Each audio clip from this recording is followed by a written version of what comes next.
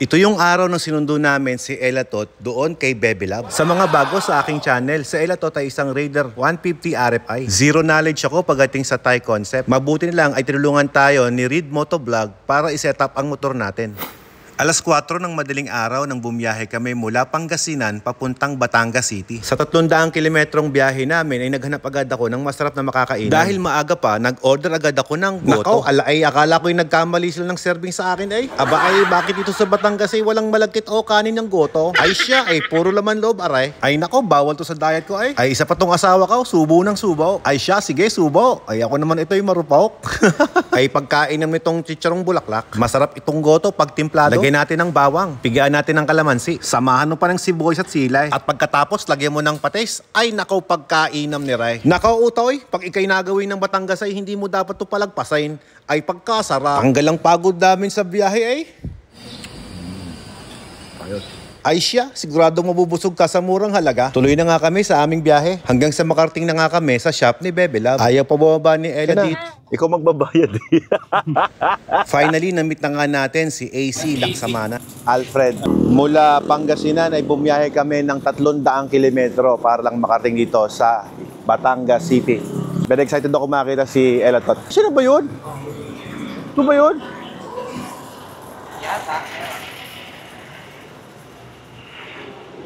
Siya ba yun? Parang ito nga, pre. Oo, ito nga. Ayun susi. Kinilig naman ako doon mga 10 beses. After 6 months, simula nung nabili siya ni Ella, ngayon lang ulit kami nagkita. Nakabalot pa siya ng plastic at ingat na ingat dito si AC Laksamana. Picture taking muna bago i-turn over si Elatot. Yun. Ito yung unang beses sa pinaandar yung trophy bike natin.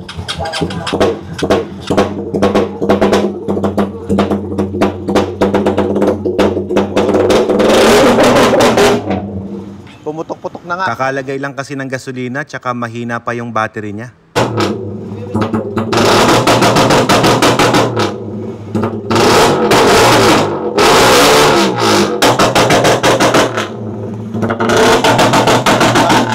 Bakas no?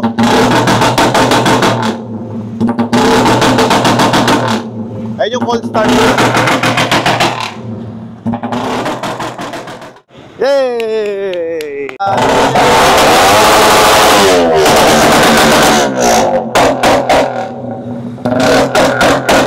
Napakaingay. Nakita mo, pre, binomba lang, dumami na tao, no? Sobrang iskandaloso naman ng motor na to.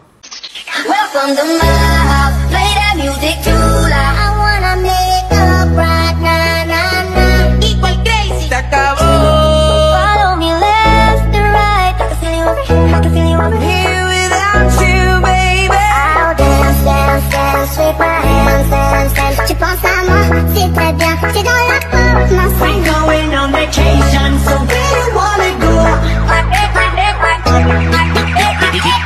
Isa lang ang masasabi ko sa build itong si Elatot. Napakasinop ng pagkakagawa sa kanya. Ang linis ng pagkakalagay ng mga fittings. Pati yung mga quick release, malinis lang yung pagkakakabit. Hindi naman talaga ako fan ng Thai concept. Pero nung nakita ko yung build nito, wow, grabe. Napakaganda. Very satisfied ako. Bago natin iuwi si Elatot, ay sasabak muna siya sa dyno tuning. Double check lang para bago i-release sa akin ay maayos na maayos ang motor. Bali si Kurt nga pala ang nag-build ng engine nito at siya na rin ang nag-double check kung maayos ba talaga yung motor. Astig din yung bata ni Kurt dito. Tignan nyo guys. Hinihipo niya yung tambucho na bumubuga ng apoy.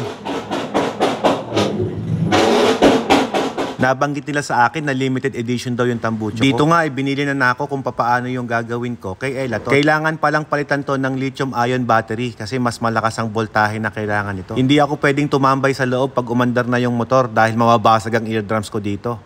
Ikaw maglagay ka pare. Kaya nyo. Ano? Sobrang lakas dito. Sobrang lakas na. Labas ako. Labas ako. Wala. Ayoko i-sacrifice yung ano ko, yung tenga ko diyan.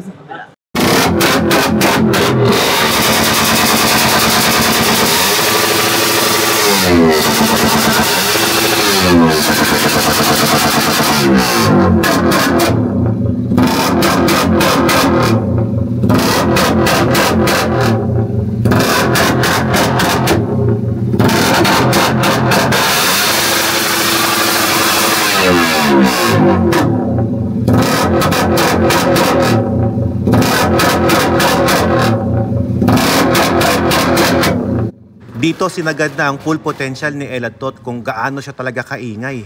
Pakinggan nyo kung gaano siya kaingay kahit nasa labas ka ng shop nila.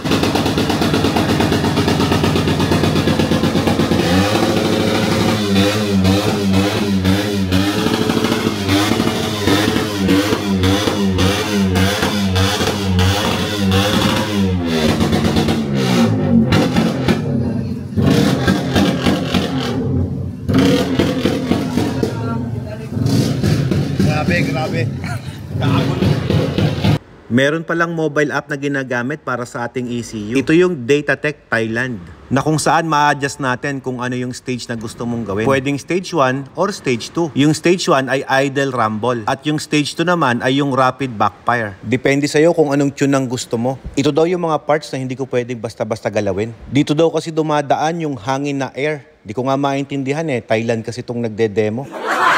Tinuturo din niya kung paano itong mga M&Ms na to. Yan, finally, natapos na yung tutorial natin. Ilalabas na nila si Elatot. Naku, ingat na ingat at baka magasgas itong titanium na tambucho. May nagpa-picture pa sa aking batang motocross rider. Bali sa ngayon, siya ang pinakabatang rider dito sa Batangas. 5 years old pa lang siya pero magaling na daw siyang mag-motocross. Napakagaling naman ng batang ito. At syempre, dahil din yan sa suporta ng magulang niya. Binulutan ulit nila ng plastic ang lahat ng mga hindi pwedeng mabasa dito sa dual throttle at sa tambucho. Pati na rin sa mga levers niya. Ikakarga natin si Elatot kay Alfredo.